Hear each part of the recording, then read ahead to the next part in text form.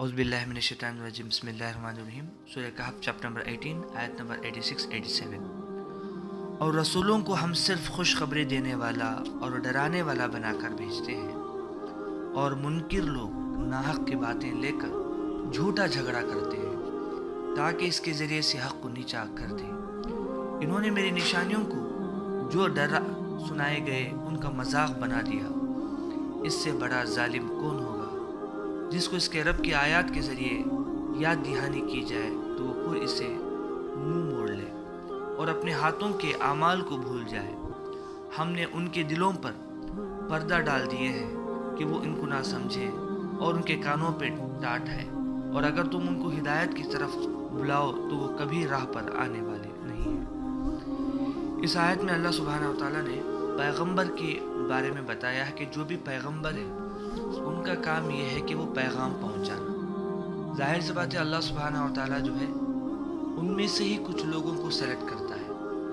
پیغمبر کوئی آسمان سے نہیں آتے، وہ کوئی فرشتے نہیں بلکہ انسان ہی ہیں، مگر بہترین انسان ہیں۔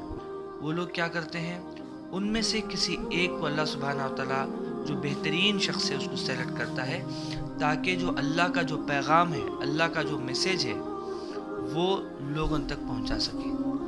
اب اللہ سبحانہ و تعالیٰ جو ہے اس کے جو بھی سزا اور جزا کے تعلق سے ہے وہ پیغمبر کے بارے جو بھی پیغمبر کے ذریعے سے اللہ سبحانہ و تعالیٰ پہنچاتا ہے۔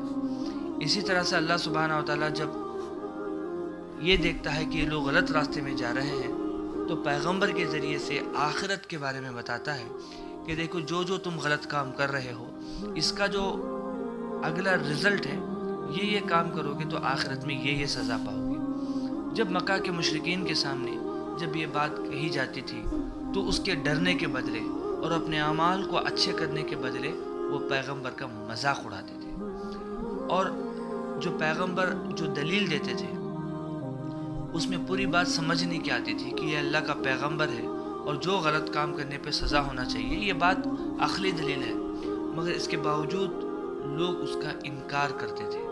کیوں؟ تاکہ جو ہے وہ حق بات نیچے ہو جائے۔ تو اس طرح سے جو ہے وہ خود اللہ کی آیتوں کا مذاق اڑاتے تھے۔ تو اللہ سبحانہ و تعالیٰ کا جو پیغمبر آ کے مکمل میسیج پہنچنے کے بعد بھی اگر کوئی ایک انسان نہیں سمجھتا ہے، اس کا مطلب وہ گمراہ ہو چکا ہے، کیونکہ سب سے بڑی چیز ہے سوچ۔ جب انسان غلط سوچتا ہے تو اس کی فکر غلط ہوتی ہے اور وہ غلط کام میں مبتلا ہو جاتے ہیں۔ جب انسان کی سوچ اچھی رہتی ہے، اگر اس کی سوچ فکر بھی اچھی ہوتی ہے اور پھر وہ اچھے کام کرنے لگتا ہے۔ اسی طرح سے سوچ سب کچھ ہے۔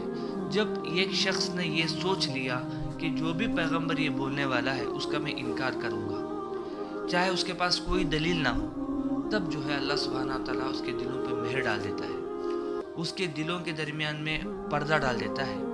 وہ کبھی بھی توبہ نصیب نہیں ہوتی، کیونکہ انسان جو ہے غلطی کرتا ہے، اس کے اندر وہ مادہ رکھا ہوا ہے کہ غلطی کرے، مگر غلطی کرنے کے بعد یا غلطی کرتے ہی جیسے ہی اس کو اللہ کا خوف آتا ہے، اگر وہ توبہ کر لیتا ہے تو اللہ سبحانہ و تعالیٰ اس کے گناہوں کو معاف کر دیتا ہے۔ پھر اگر سے کوئی غلطی ہو جاتی ہے، پھر توبہ کر لیتا ہے تو اللہ اس کے گناہوں کو معاف کر دیتا ہے۔ اسی طرح سے وہ غلطی ہوتی رہتی ہے، اللہ معاف کرتا رہتا ہے۔ مگر جب وہ ہٹ دھرمی کرتا ہے، کہتا ہے کہ میں نے کوئی غلطی نہیں کی اور میں کیوں معافی مانگوں، تب اللہ سبحانہ و تعالیٰ اس کے دلوں میں پردہ ڈال دیتا ہے اور اس کو کبھی توبہ نصیب نہیں ہوتا، اور وہ دنیا میں بھی ذلیل ہو جاتا ہے اور آخرت میں بھی ذلیل ہو جاتا ہے۔ تو اللہ سے دعا ہے کہ اللہ سبحانہ و تعالیٰ ہمیں سمجھنے کی توفیق عطا فرمائے، اپنے پیغمبروں کی باتوں کو سمجھنے کی توفیق عطا فرمائے۔ اور اللہ نے ایک بات یہاں پر کہی ہے کہ یہ جو قرآن ہے وہ یاد دہانی کرتی ہے، یعنی ریممبر، بار بار وہی چیز کہ دیکھو بچ جاؤ، جہنم سے بچ جاؤ، جنت میں چلے جاؤ، اور ایسے اعمال کرو جو دردناک عذاب سے تم سے بچا لے۔ تو اللہ سبحانہ وتعالیٰ یہاں پر یہی کرتا ہے بار بار۔ تو ہمیں بھی چاہیے کہ اس باتوں کو ہم غور سے سوچیں اور اس میں کیا حاصل مطالعہ ہے